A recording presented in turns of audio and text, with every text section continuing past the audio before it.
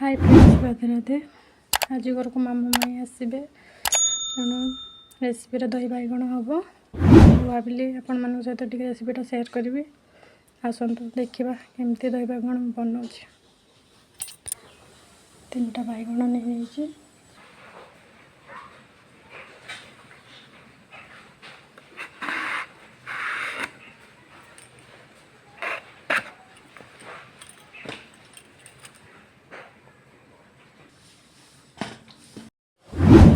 लुण टे हलदी टे